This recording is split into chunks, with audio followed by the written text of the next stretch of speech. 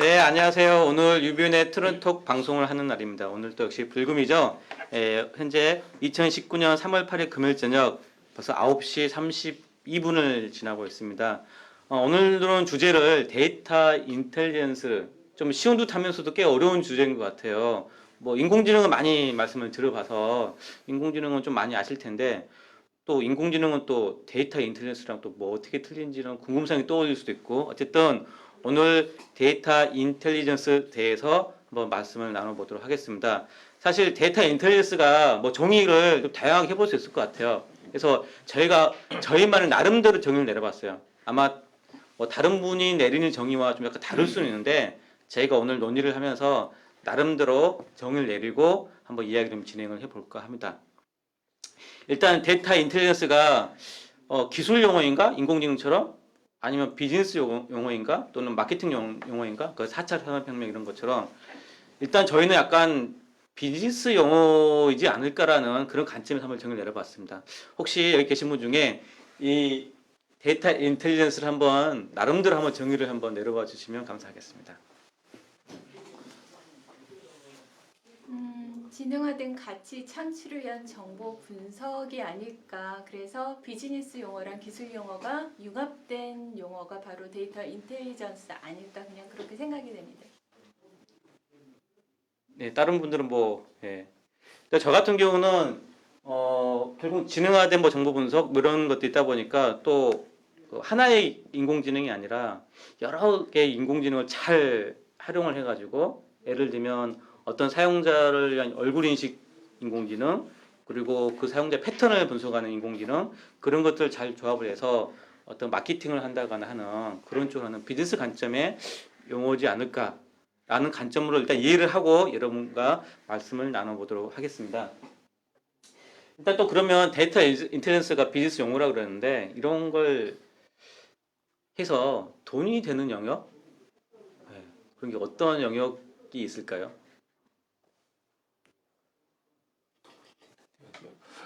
광고겠죠, 뭐 보통 맞춤형 이런 어떠시나요? 기업 입장에서는 모델링 앤 시뮬레이션 쪽이 뭐 자동차든 뭐 로봇을 만들든 공학을 만들든 하는 쪽들은 실제로 하나하나 다 만들면서 테스트를 할 수가 없기 때문에 모델링 앤 시뮬레이션 쪽에서는 현재도 많이 쓰고 있는 분야인 것 같고요. 향후에는 더 많이 더 다양한 분야에서 쓸 수 있는 분야이기 때문에 그쪽과 관련된 분야가 좀 그나마 현실적으로 돈이 되지 않을까 판단이 됩니다. 아, 기업 쪽에. 네. 또 다른 분들은 또 네, 사실 이게 가장 핵심이 되는 질문인데 먼저 답을 하기는 어렵죠. 예, 이건 나중에 다시 한번 답을 해보고요. 사실 돈이 된 거 찾으면 다 하시겠죠. 예.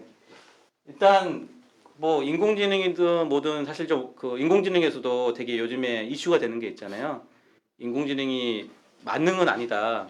되게 그 오류가 있기도 해요. 왜냐하면 잘못된 데이터를 학습을 하게 되면 그 결과 자체도 잘못 나오고 또는 잘못된 결과가 나왔을 때 요즘 딥러닝을 배웠던 것들이 원인 분석이 좀 어려운 부분도 있고 어쨌든 데이터 분석한다라는 게 어떤 단점들이 있는데 이 데이터 인텔리전스 쪽을 통해서 뭔가 나왔어요. 과연 그걸 얼마나 신뢰를 할 수 있을지 그게 좀 문제가 될 수는 있는데 과연 데이터 분석을 통한 이런 것들을 우리가 어느 정도 신뢰를 하고 봐야 될지. 네. 예를 들면 이거거든요. 데이터로 나온 거를 어떤 사용자가 경험치로 한번 또 보상을 해야 될 수도 있거든요. 그래서 데이터 분석이라는 거는 데이터 인텔리전스는 사람의 경험치와 또 데이터 분석이 같이 결합되어야만 뭐 의미가 있지 않겠냐 하는 뭐 그런 측면도 있을 것 같아요. 결과를 사람이 경험치를 넣는 것보다 네. 인풋 데이터를 사전에 사람이 좀 정제를 해서 가치 있는 데이터를 식별해야지만 그 데이터를 좀 신뢰를 줄 수 있지. 만약에 그거 없이 그냥 아무 데이터나 다 넣으면 신뢰하기엔 좀 힘들지 않을까 이렇게 판단을 합니다. 좋은 데이터 넣는 거는 뭐 다 마찬가지 인공지능도 그렇고 하여튼 그렇습니다. 다음도 질문 던져볼게요. 사실 이제 제가 계속 질문을 던지고 있기는 하는데 일단 질문 던지기 좀 다음 질문 넘어가기 전에 데이터 인텔리전스가 가질 수 있는 제가 아까 뭐 정의를 잠깐 우리만의 정의를 내리긴 했는데 특징이라고 해야 될까요? 예, 어떤 특징으로 한번 나열을 해볼 수 있을까요? 뭐 마케팅 영역에서 많이 활용이 될 수 있을 것 같다는 생각이 들고요. 또 향후는 좀 더 이렇게 세분화된 플랫폼으로 돼야 되지 않을까. 왜냐하면 지금 현재도 그렇지만 고객의 정보를 위해서 주소나 신용카드 정보, 나이 등의 프로필 정보들을 이제는 스마트폰을 통해서 쉽게 확인할 수가 있는데 이런 것들을 실시간으로 해서 데이터를 통합하고 하나의 관점에서 분석하고 시스템해야 할 이런 그 플랫폼이 필요하지 않을까. 그리고 이런 플랫폼이 혹시라도 인텔리전스가 아닐까. 그게 특징이라고 생각이 됩니다. 그리고 이러한 서비스들이 나와야 돼요. 네. 그러면 이런 데이터 인텔리전스가 뭐 이런 특징을 가지고 있고 하는데 이걸 통해서 제공할 수 있는 가치는 뭐 어떤 게 있을까요? 의사결정하는데 조금 효율화되겠죠? 네.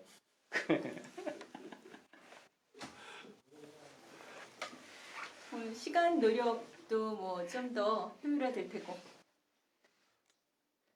사실 이 데이터 인텔리전스라고 하는 게 결국은 뭐 마케팅 영역에서도 많이 쓸 수 있는 거고 그 다음에 기업 영역에서도 쓸 수 있다 보니까 결국은 의사결정이 효율화되는 거고 그건 결국은 이제 비용, 시간 노력이 좀 조금 들이고 뭔가를 할 수 있다는 소리거든요. 그런 가치를 줄 수 있을 것 같고 결국은 그 가다 보면 기업 입장에서는 새로운 비즈니스들을 더 많이 창출할 수 있는 기회들을 찾을 수 있는 거죠. 예를 들면 고객들을 더 자세히 분석할 수 있다면 타겟해야 될 고객들을 더 잘 찾을 수도 있을 것 같기도 합니다. 또 그러면 또 이제 타겟된 고객에 대해서 더 서비스 질을 더 향상된 서비스로 제공할 수 있는 그런 가치도 있을 것 같고요. 또 다른 측면 고객 입장에서는 어차피 보통 광고 같은 게 그러잖아요. 페이북 같은 경우가 예전에는 광고였는데 요즘은 광고인지 정보인지 헷갈릴 정도로 나한테 꼭 필요한 그런 게 광고로 막 뜨잖아요. 그럼으로써 뭔가 좀 정보 검색이라든지 이렇게 볼 때 만족도가 증대할 수 있는 그런 영역도 있어요. 예전에는 광고하면 무조건 싫어했는데 요즘은 광고도 좀 쓸만하네 이런 느낌이 좀 들거든요. 그리고 만약에 이런 데이터 인텔리전스가 뭐죠? 그 질병 예방이라든지 또는 범죄 예방, 재난 예측 이런 분야에 쓰인다라면 그 일이 터졌을 때 그 극복하기 위한 비용보다 비용을 좀 절감할 수 있는 그런 가치도 있지 않을까 싶습니다. 어렵죠? 네, 그럼 질문 좀 넘어갈게요. 일단 아까 하던 질문 넘어가가지고 콘텐츠와 이런 데이터 인텔리전스가 결합을 하게 되면 어떤 경험 또는 어떤 비즈니스 기회가 있을까요? 콘텐츠와 결합을 하면 개인화된 맞춤형 서비스로 활용이 될 것 같은데 특히나 미디어 쪽 또는 엔터테인먼트 쪽에서 많이 활용이 될 수 있을 것 같아요. 엔터테인먼트라고 하면은 이제 요즘은 K-팝 또는 이러한 글로벌화된 어떤 그 엔터테인먼트들이 많기 때문에 게임 쪽에서도 그렇고 VR이나 또는 가수 또는 우리나라 영화 이런 쪽에 관련해서 좀 더 세분화된 서비스를 고객에게 줄 수 있지 않을까. 그런 면에서 컨텐츠와 결합하면은 좀 더 가치 만족의 어떤 기회뿐만이 아니라 이런 것들을 좀 더 가치 비용 증대 면에서도 효율적이지 않을까. 보통 뭐죠? 유튜브, 넷플릭스 이런 뭐 컨텐츠들이 있는데 보통 이제 개인 맞춤형 뭐 서비스들이잖아요. 그래서 뭐 나랑 같은 성향을 가진 사람들이 어떤 영화를 자주 봤다라든지 또는 A라는 영화를 봤을 때 B라는 영화를 보는 패턴이 좀 감지가 됐다라든지 그런 거 좀 분석을 해가지고 그게 굳이 인공지능은 아니어도 됩니다. 그냥 패턴만 보고 거기 맞춰서만 좀 제공해줘도 고객들한테 꽤 만족감을 줄 수 있거든요.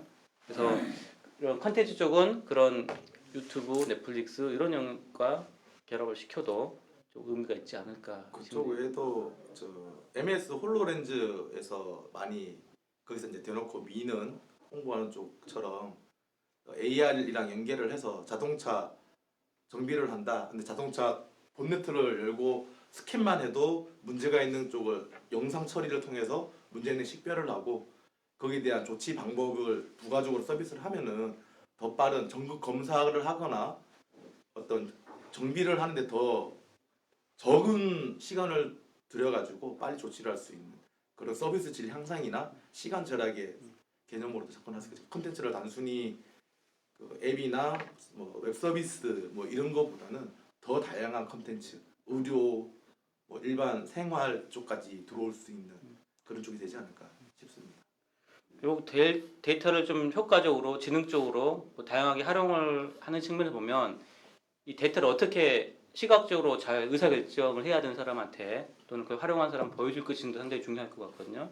그 한 측면이 아까 AR 같은 디바이스를 통해서 필요할 때 제때 시각 좀 그 상황에 맞게끔 제공해 주는 것들도 좀 필요할 것 같고요. 그게 AR이라는 디바이스 또는 뭐 스마트폰 형태의 디바이스 다양한 어떤 형태를 통해 가지고 그게 뭐 통계 형태의 뭐 그래프일 수도 있거나 아니면 지표화시킨 어떤 숫자라든지 아니면 색깔 형태로 앞에 경고등 같은 거라든지 어쨌든 그런 것들이 직관적으로 주는 부분도 좀 필요할 것 같습니다. AR 정형 자동차 같은 경우 고장난 부위에 예, 체크를 해주고 예. 어떤 고장이라는 정보를 예, 보여주는 것만 하더라도 예, 한참 많은 시간을 줄일 수 있거든요. 예, 예. 네.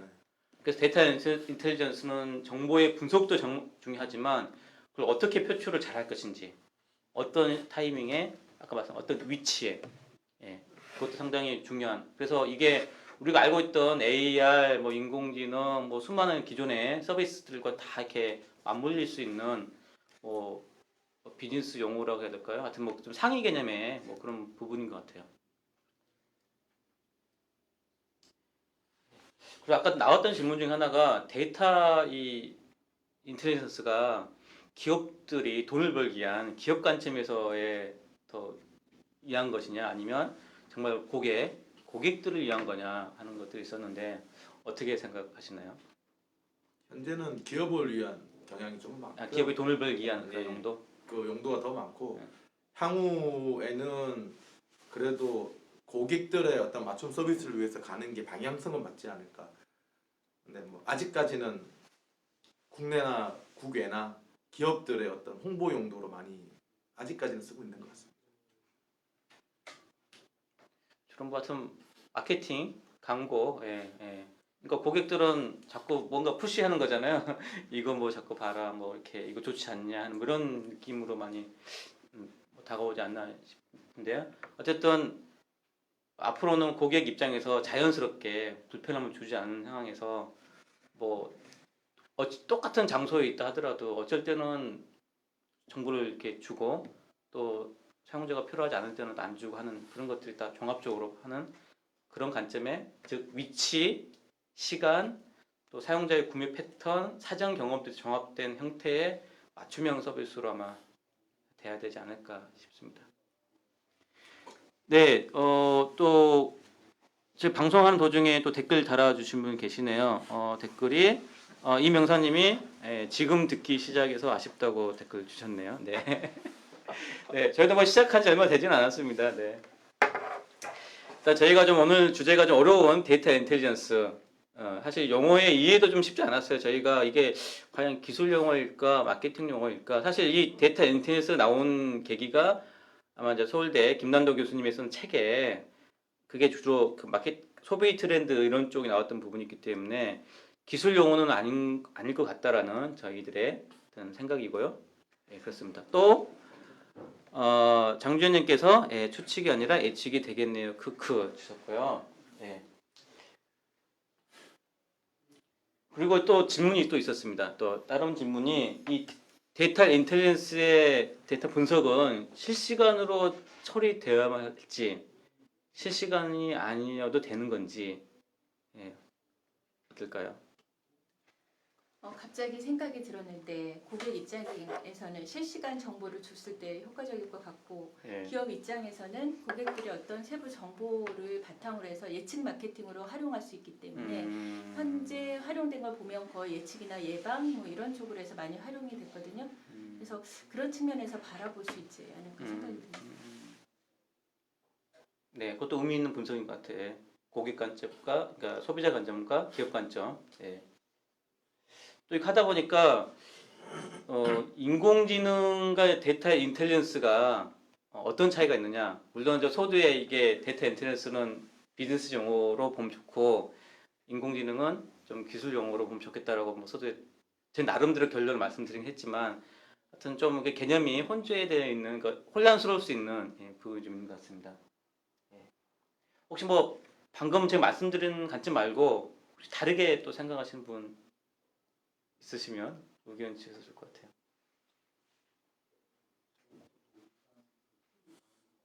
네.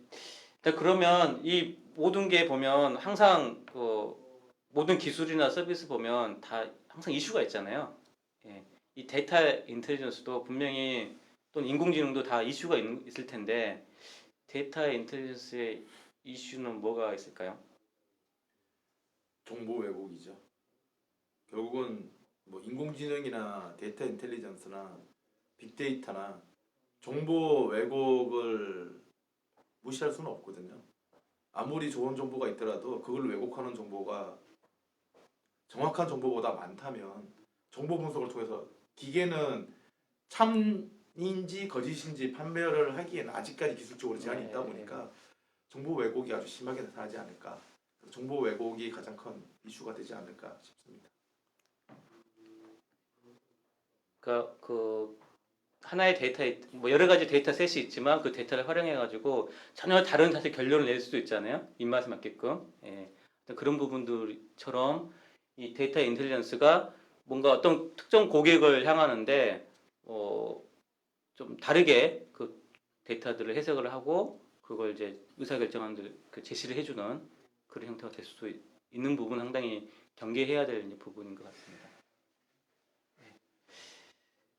그리고 마지막으로 이런 데이터 인텔리전스가 활용될 수 있는 분야들은 전체적으로 뭐 어떤 영역들이 있을지 좀 한번 말씀 주시면 좋을 것 같아요. 저는 현재는 광고 쪽에서 많이 활용이 될 수 있을 것 같아요. 그리고 데이터 인텔리전스라는 말도 사회과학 쪽에서 먼저 비즈니스 측면에서 이야기가 됐고 특히나 저는 개인적으로 이제 광고 쪽에서 DM, 다이렉트 마케팅 집으로 직접 오는 것들이 이제는 스마트폰을 통해서 직접적으로 내가 가는 곳, 위치나 시간 이런 것에 따라서 나한테 개인적 맞춤형으로 뿌려질 수 있지 않을까 이런 것들이 기존에 있는 거와는 차별화되게 좀 더 세분화된 어떤 그 가치를 창출할 수 있는 이런 쪽 측면에서 활용이 되지 않을까 이런 생각이 듭니다. 그리고 또 뭐 리테일 쇼핑 측면에서도 활용이 될 수 있을 것 같고요. 그 다음에 컨텐츠를 추천해주는 어떤 큐레이션 역할도 가능할 것 같고 이 큐레이션은 또 다양한 미디어에도 이렇게 활용이 될 수 있을 것 같고 또 기업 측면에서는 어떤 의사결정하는 데도 효과적으로 활용이 될 수 있을 것 같아요. 네. 뭐 어쨌든 뭐 개인화 보면 이제 저희들이 기존에 좀 많이 언급했던 부분 맞춤형, 개인화 뭐 이런 키워드들이 있었는데 그런 것들 묶어서 또 하나의 그 트렌드 용어로서 그냥 데이터 인텔리전스라고 볼 수도 있지 않을까 싶은 좀 생각이 듭니다. 오늘 방송 한번 좀 이렇게 했는데요. 이게 전체적으로 사실 이렇게 오늘 페북에서 이 방송 들으신 분들이 뜬금없이 N 방송일까라고 하신 분도 있을 텐데요. 어쨌든 댓글 달아주시면 계시네요. 이명상님께서 인공지능은 푸시이고 인텔리전스는 풀 당하는 것이 아닐까요? 아니군요. 이렇게 또 주셨고요. 네, 좋습니다. 또 고객은 돈을 덜 쓰려 하고 기업은 고객이 돈을 더 쓰게 할 것이다. 이렇게 또 의견 주셨네요. 네. 저희가 이렇게 방송하면서 이렇게 댓글 주신 것도 읽고 이렇게 진행하는데 아마 어떠세요? 지금 느낌이 저희가 좀 많은 분이 듣는다 생각하고 좀 하고 계시는데 지난번보다는 좀 긴장된 느낌이 드는 것 같아요.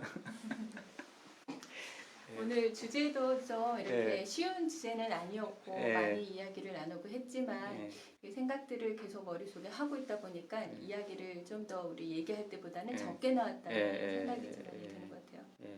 사실 이 방송 들으신 분 중에 저희가 이제 이 그 페북 오디오 방송 하는 게 좀 이 모임에 참석하지 않으신 분도 이 모임에서 지금 어떤 이야기도 오고 가는지를 좀 가볍게 들으시기 좋게끔 하는 부분도 있고요. 또 저희들도 모임에서 논의했던 것들을 이렇게 방송 형태를 통해 가지고 요약해가는 스토리텔링하는 부분.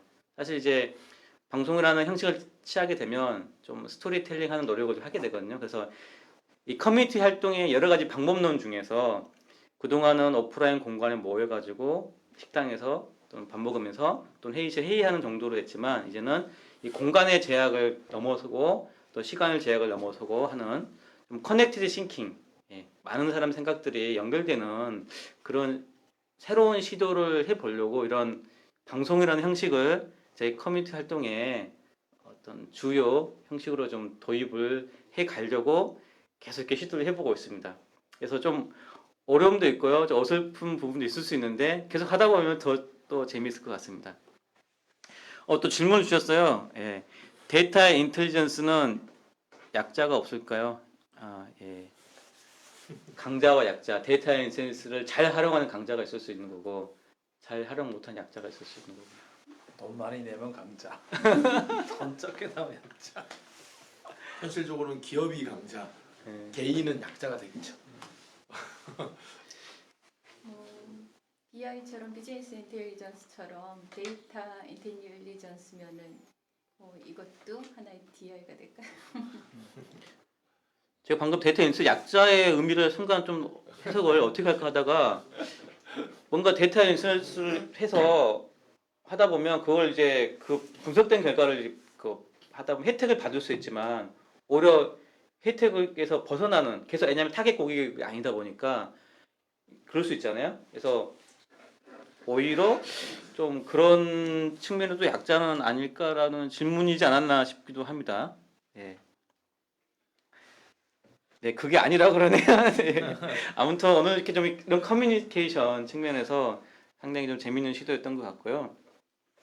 저희가 앞으로 계속 이런 방송을 좀 진행을 하려고 합니다. 그래서 좀 많은 분들이 온라인상으로 참여하고 오픈상에서 논의됐던 것들이 잘 전달될 수 있는 하여튼 많은 응원 부탁드리고요. 또 많은 참여 부탁드리도록 하겠습니다. 어쨌든 이 불금인데 늦은 시간까지 하여튼 많은 말씀 나누느라고 수고 많으셨고요. 다음에 또 이 방송에서 만나 뵙도록 하겠습니다. 다음에 또 뵙겠습니다. 마지막 그날 오셨는데